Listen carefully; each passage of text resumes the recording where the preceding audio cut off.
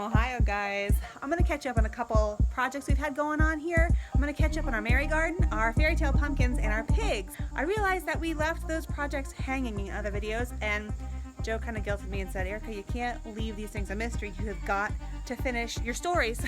Anyway, this is me finishing up some stories, or at least giving you the next piece of the story. So, hey, take a look at my Mary garden. All right, we have a big old brick home. Red brick, I think limestone foundation, I don't know, and a concrete statue of Mary, and I've got flowers around her, but the problem is she is grayish and so are the stones, and she doesn't really pop against the house. So I asked some friends on Facebook what they think I should do about that statue, how to make Mary really stand out here in front of my house and how to just make things beautiful around her. And I'm getting a lot of suggestions for maybe painting her white, putting her up on a pedestal, backdropping her with some roses or some kind of other greenery that I don't know how to pronounce. So if you got any suggestions for me, go ahead and drop them in comments. I'm going to keep you updated on that project because it's worthwhile. I want to make this home beautiful. I want to make my Mary statue beautiful and just keep working toward those goals of beauty in my home. All right, these are the impatiens I planted around the Mary garden, the Queen of Nights. It was just way too sunny here and they just got bleached out, baked.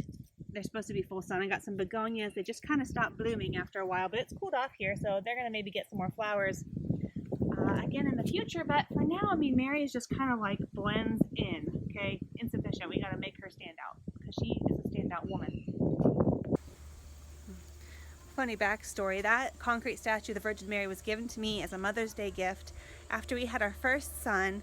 I was given to me by Joe, and we used to call her Our Lady of the Pickles because we put her in this little grotto area in our very first home in town where we had a cucumber patch, and it was just really pretty with like an old wooden compost bin, I guess, that Joe had built up and made look really rustic against our wooden fences. And we had these lovely vining cucumbers, and so she was right in the middle with all this greenery, kind of shaded. It was a nice place to sit and pray. So we called her Our Lady of the Pickles because she just sat there amongst those cucumbers, and she's moved with us, the statue, to every home we've ever lived in, this being our third. And since we're just kind of settling into this house after 2 years, we think it's time to ramp up that Mary garden.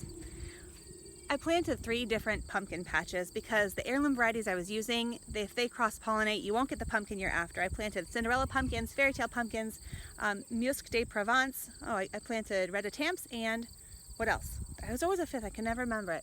Anyway, some of the beds were a complete failure. The one behind me, you can see it's just all weeds. I planted maybe 30 seeds and I got 4 pumpkins, and one of them is rotting. It got a vine borer or something. It was kind of vulnerable. The beds were not really well established. We didn't compost them well. We kind of just threw them in the ground, threw the pumpkin seeds in the ground, hoping for the best, and we got the worst. So lesson learned, don't plant in beds that aren't well prepared because you just might not get a very good yield. Although, if you get any kind of yield, I guess it's better than getting nothing. So it wasn't a total loss, but not what I was hoping for. It's a bummer because those were the red attempts and the Cinderella pumpkins. I'm going to show those to you on the front porch. I picked the 2 that are like worth keeping, and they're kind of my display pumpkins this year. But this other bed, the Musky Provence, are huge, and there's so many of them. Here, take a look. Well, I don't know if you can really see them. They're very camo, hard to see, but they live out here by the piggies. These pumpkins are the ones I'm hoping will be my cash crop. They're great for decorating, great for using in soups and pies, and all kind of baked stuff. So, oh, here we are.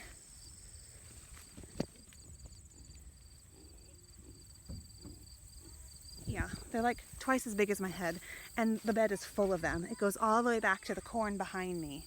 I'm hoping to sell them for a couple bucks each on my Facebook page, maybe Marketplace. I don't know. I was going to take them to a farmer's market, but those are a little bit interesting this year because of COVID. But they've just been a delight to grow. That bed, that garden bed, has been gardened for years. And so, well, by years I mean 2 years. But it's well established, well tilled, well fertilized, well used. Hey pigs! Should I talk about you? Why you show me your teeth? That's funny. So these are the 4 pigs we have left. We got, well, I guess I'll give the chronology here. The lady in the back, that's Princess Leia. She is the sow. She had 10 piglets this spring. This little girl is one of them. Hi. And this little girl is the other one. And this guy giving himself a little scratch. That guy's name is Robin Hood. He is the future daddy of many, many pigs from all these 3 girls. They always think I have food for them. I normally do have food for them when I come outside. So here's where the pigs stand as of today. There are 4 Kune Kune pigs on our property. 1 is a boar, or a boy. 3 are gilts. Well, 2 are gilts and 1 is a sow, meaning she's already had some litters of piglets. In March, Princess Leia had, was it March? No, it was May. Princess Leia had a litter of 10 piglets. That's a huge litter considering she only has 10 teats, so she has to be able to support all of those babies. And we just didn't really know enough to look for that to be a problem. But we came out like 2 days after they were born, and they had been doing great, and all of a sudden we noticed some were lethargic. 1 ended up just dying. It was already dead. And then 2 more we brought into the house because they were in such bad shape. We warmed them up, fed them with a bottle. We just really nursed these piglets for a couple days, and I ended up selling, there was a boy and a girl, I ended up selling them to a friend at a really good price so that she could have a greatly priced pair of piglets, and also so that I didn't have to go through the trouble of being, you know, a nursemaid to these piglets. Didn't really have time for that, but she did, took them on, and they're doing great today actually. So that's great news. That left me with 7 pigs. I sold all of them to great homes, great farms. Some of them will become bacon, some will be pets that people keep on leashes, and the others will just kind of be what we have here. They'll contribute to a breeding herd, or a breeding family, or I don't know what you call that for pigs. Well, what I did with some of the money that we made from the sale of those piglets is I invested in a boar from a different line, and that was a great thing to do. I think that he has already serviced Princess Leia, our sow, and I think we're going to be looking forward to a litter of piglets in November or December. And then the 2 little red Kune Kunes, they're both little girls. 1 is named Cinderella, 1 is named Rapunzel, after this fairy tale theme we've got going on here. They'll be mature later on, and hopefully he'll breed them too. But we're hoping that Mr. Robin Hood knows what he's doing, because he was the product of a failed castration. If you don't know what that means, it's when you're trying to turn a fully intact boy pig or boy animal into one that cannot breed and isn't driven by hormones and might have a different flavor of meat. Well, they halfway did the job, but they halfway did not, and that's okay by me, because I think that he is up to the task, and we'll be able to sire lots of little piglets around here. And if not, he'll become bacon for us, so that's great. I'm really looking forward to some homestead bacon, looking forward to a good bit of lard to be able to make pies with, and in the meantime we get to enjoy these awesomely temperamented pigs, the Kune Kune. They've been great so far. These Kune Kunes, they shed their hair. I didn't realize that. She's feeling rather bristly, but is getting her new coat in for the winter. Aren't you, Leia? Such a good girl. How about you? You don't mind getting scratched? Tame little pigs. Now more to the Poducken House. That's this thing. We just did a video on it. It is almost all the way built, I guess you can say. We got a roof on it. Joe got a roof on it. It's corrugated steel up on the top. That has been the biggest investment we've made with this Poducken House. It's called the Poducken House because we're going to house pigs, ducks, and chickens in it when it's all done for the winter. It's pretty spacious. Going to have 3 different bays. I won't tell you too much about it, but this is the state it's in. It's got the roof, got the beams, got some floor, and we'll eventually have runs for all the different species it'll house. So that's the update on the Poducken House. We're just kind of putting it together on the small bits of Saturday that we have left after soccer happens in the morning, and we don't do work around here on Sundays. We try to keep the Lord's Day holy, and then Joe works all day and then comes home in the evening. We got soccer practice and family catch up and all that kind of stuff. So the Poducken House gets built with scrap lumber and with scrap time, if that makes sense. It's the way we got to do it right now.